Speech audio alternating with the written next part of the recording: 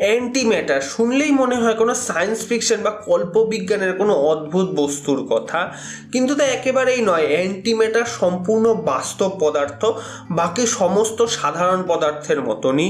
খালি সাধারণ পদার্থের সাথে এর একটাই মাত্র তফাৎ, আর তা হলো অ্যান্টিম্যাটারের চার্জ হয় সাধারণ ম্যাটারের ঠিক উল্টো। আর বর্তমানে এই অ্যান্টিম্যাটাররা ইউনিভার্সের সবথেকে দুষ্প্রাপ্য এবং দুর্মূল্য বস্তু। মাত্র 1 গ্রাম অ্যান্টিম্যাটারের মূল্যই প্রায় $60 ট্রিলিয়ন, অর্থাৎ 45 কোটি কোটি টাকা, যা আমাদের দেশের মোট জিডিপির থেকেও প্রায় 20 গুণ বেশি। অ্যান্টিম্যাটারের এত দাম হওয়ার কারণ হলো অ্যান্টিম্যাটারকে ইউনিভার্সে ওপেনলি পাওয়া যায় না। অ্যান্টিম্যাটারকে তৈরি করতে হয় পার্টিকেল কোলাইডারে। আর এত টাকা খরচ করে অ্যান্টিম্যাটার তৈরি করার কারণ হলো এই অ্যান্টিম্যাটারই আমাদের ইউনিভার্সের অতীত, ভবিষ্যৎ এবং ইউনিভার্সের সৃষ্টির সমস্ত রহস্যের উত্তর দিতে পারে। তাই এই ভিডিওতে আমি আলোচনা করব এই মিস্টিরিয়াস অ্যান্টিম্যাটারকে নিয়ে।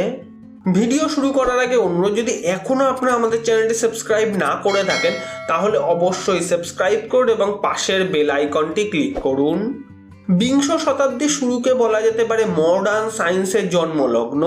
আইনস্টাইনের রিলেটিভিটি দ্বারা ডেসক্রাইব করা যায় কি করে ম্যাক্রো স্কেলে সময় এবং গ্র্যাভিটি বিহেভ করে। কোয়ান্টাম মেকানিক্স ক্ষুদ্র বা মাইক্রোস্কোপিক লেভেলে পার্টিকেলদের বিহেভিয়ার এবং সময়ের সাথে তাদের এভলিউশনকে প্রিডিক্ট করে। এই সময় বিভিন্ন নতুন নতুন থিওরি আসতে থাকে, যার মধ্যে বিখ্যাত হলো শ্রোডিঙ্গার ইকুয়েশন। এই ইকুয়েশনকেই কোয়ান্টাম ফিজিক্সের বেস বলা যেতে পারে। এই ইকুয়েশন দ্বারাই আমরা পার্টিকেলদের ওয়েভ ফাংশনের বর্ণনা করতে পারি, যার দ্বারা কোয়ান্টাম সিস্টেমের এভলিউশনকে হিসাব করা সম্ভব, যেমন ডাবল স্লিট এক্সপেরিমেন্টের ইন্টারফারেন্স প্যাটার্ন। কিন্তু ইকুয়েশনে একটা বড় সমস্যা আছে, আর তা হলো ইকুয়েশন রিলেটিভিটির ইকুয়েশনের সাথে খাপ খায় না। অর্থাৎ বলতে গেলে শ্রোডিঙ্গার ইকুয়েশন আর রিলেটিভিটির ইকুয়েশন দুটো একসাথে মেলানো সম্ভব নয়। শ্রোডিঙ্গার ইকুয়েশন শুধুমাত্র স্লো মুভিং অবজেক্টের উপরেই কাজ করে। হাই স্পিড বা নিয়ার টু স্পিড অফ লাইটে এই ইকুয়েশন কিন্তু কাজ করে না, কারণ নিয়ার টু স্পিড অফ লাইটে অবজেক্টের উপর স্পেশাল রিলেটিভিটি অ্যাপ্লাই হয়। কিন্তু সাবঅ্যাটমিক পার্টিকেল অর্থাৎ কোয়ান্টাম অবজেক্টরা তো প্রায় আলোর গতির কাছাকাছি চলে।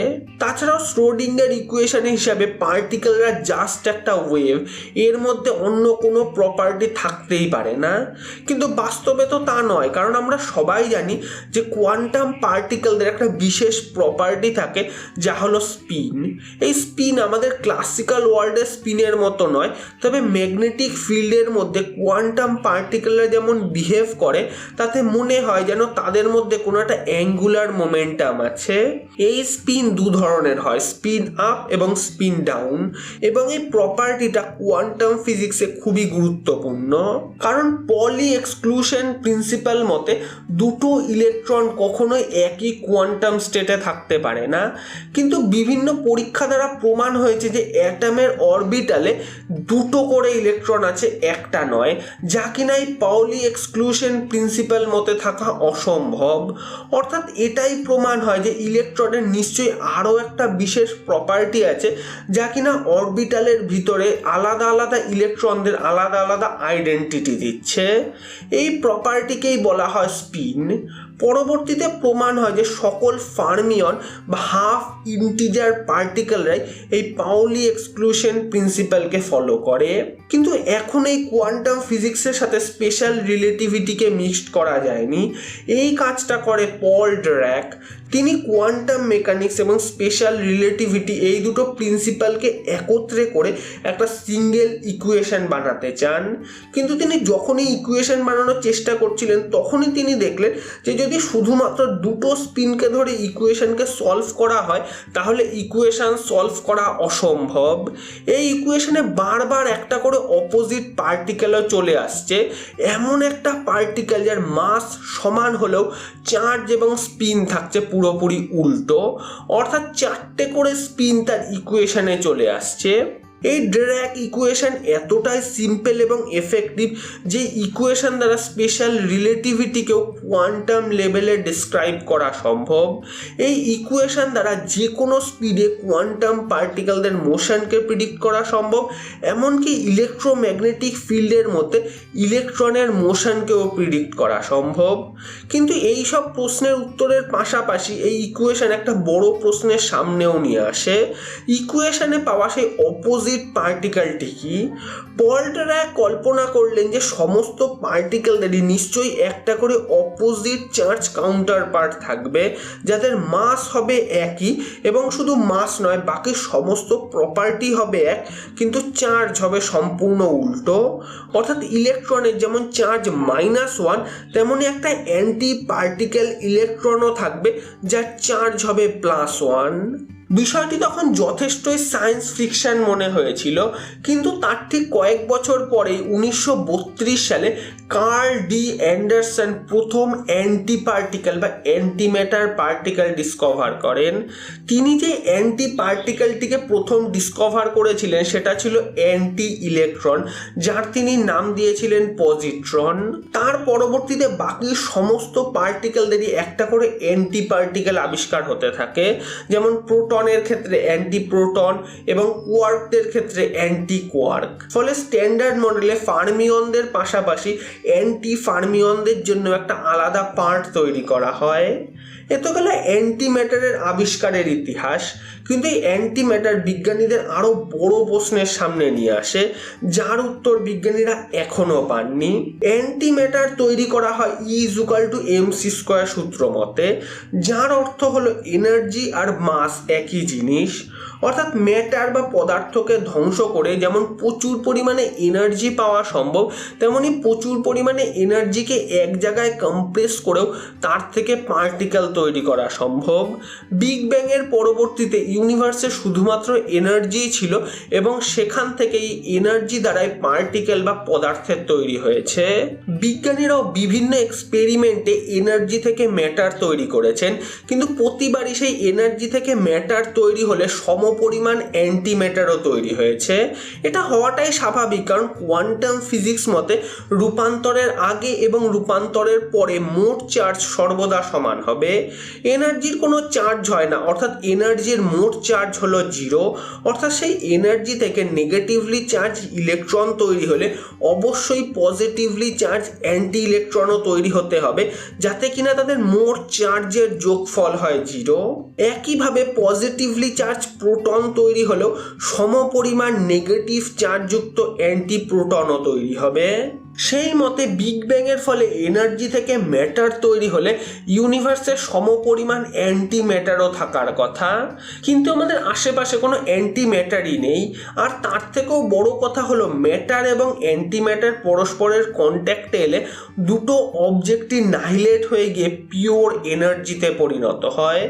ফলে যদি বিগ ব্যাংয়ের ফলে ইউনিভার্সের সমপরিমাণ ম্যাটার আর অ্যান্টি ম্যাটার তৈরি হয়, তাহলে পরে তো সাথে সাথেই সেই ম্যাটার অ্যান্টি ম্যাটারদের নাইলেট হয়ে আবার এনার্জিতে পরিণত হওয়ার কথা।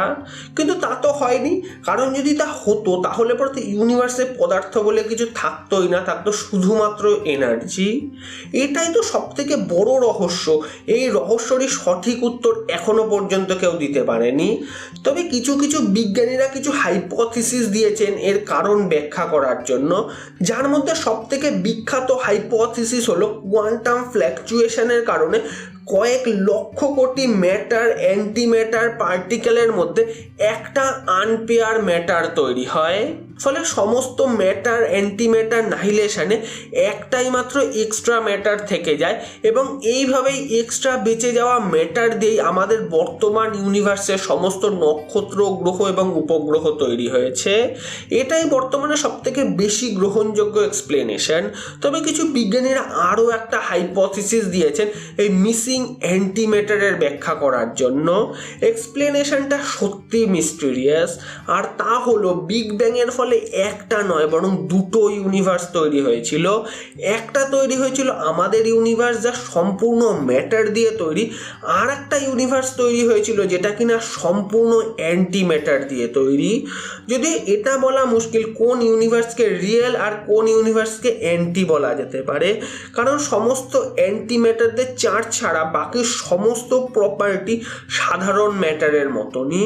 অর্থাৎ সেই অ্যান্টি ম্যাটার ইউনিভার্সেও অ্যান্টি হাইড্রোজেন থাকবে, অ্যান্টি অক্সিজেন থাকবে, অ্যান্টি ওয়াটার থাকবে, এমনকি থাকবে অ্যান্টি গোল্ডও।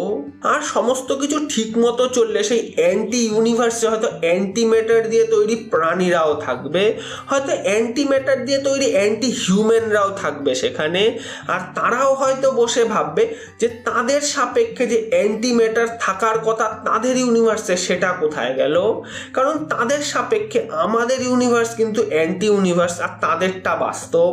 হ্যাঁ, বিষয়টা অদ্ভুত বলে এখনো অনেকেই তা মানতে চায়নি। যাই হোক, এই মিসিং অ্যান্টি ম্যাটারের সমস্যাটা এখনো কোনো সদুত্তর কেউ দিতে পারেনি, তবে সঠিক এক্সপ্লেনেশনই ব্যাখ্যা করবে যে বিগ ব্যাং কিভাবে হয়েছিল এবং কিভাবে বিগ ব্যাংয়ের মাধ্যমে আমাদের ইউনিভার্স এক্সিস্টেন্সে এসেছিল।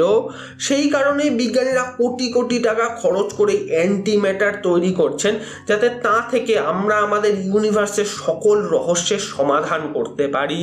তো অসংখ্য ধন্যবাদ ভিডিওটি দেখার জন্য। যদি ভিডিওটি ভালো লেগে থাকে তো অবশ্যই লাইক করবেন, শেয়ার করে দেবেন বন্ধুদের মধ্যে এবং আমার এই চ্যানেলটি অবশ্যই সাবস্ক্রাইব করবেন। And for always keep on asking.